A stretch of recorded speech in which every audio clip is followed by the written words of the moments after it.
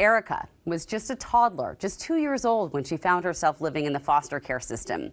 Now, with support from a local nonprofit called Treehouse, Erika is a busy college student. She's using her experiences to advocate for others. Well, ladies, thank you for taking the time to be with us today. Erika, you are, I hear, a student at Central Washington University pursuing your dream of fashion design. But life hasn't always been a dream for you. Can you tell us or take us on your journey, if you would? I was in the foster care system since I was 2 years old. I am a Muckleshoot tribal member, so I've been placed in and out of homes throughout the tribe up until I was about in, I want to say 8th or 9th grade. And then I was able to find a stable home, but it was never easy because I've only lived with 2 of 7 of my siblings. Really, I don't let being in foster care define me. That's not who I am. It's not my identity. It's something that I experienced, and I know that statistics aren't always stacked up against Indigenous people and foster kids. So I'm kind of overcoming that and trying to do the best that I can for myself and my siblings. And Treehouse has been there, and Treehouse is all about giving the right tools and the support so the kids in foster care can launch successfully into an adult, because that's the key. Maya, I can only imagine how crucial the support has been during the pandemic. Absolutely. Our education specialists and graduation specialists really focused on ensuring that the youth could overcome the barriers that were in place that we all experienced to some degree, but youth in foster care needed an extra hand with some of those technology barriers, accessing special education that was very hard to come by during the pandemic, as well as all of those basic necessities.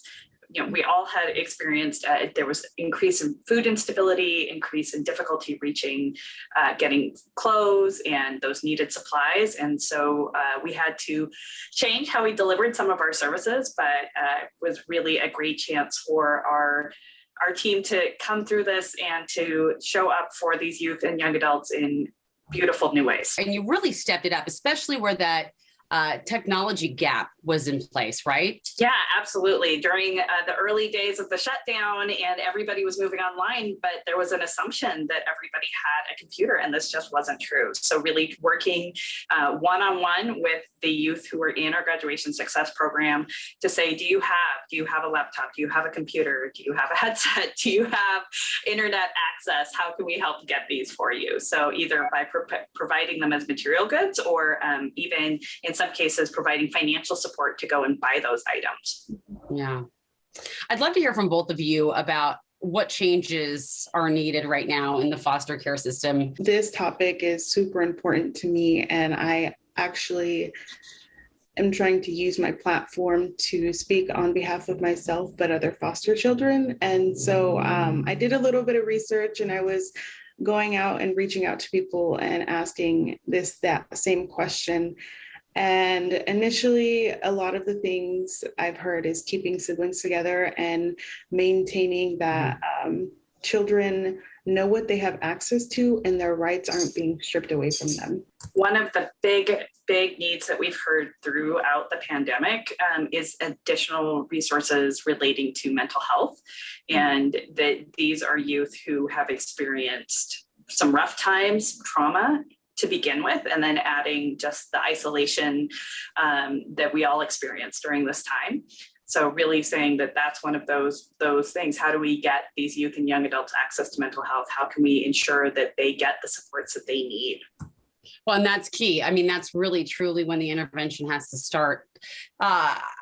Final question for you, Erika. When you look back at your younger self, at times when maybe you were scared or unsure, what have you learned from the help at Treehouse, and what would you say to your little self to make you feel better?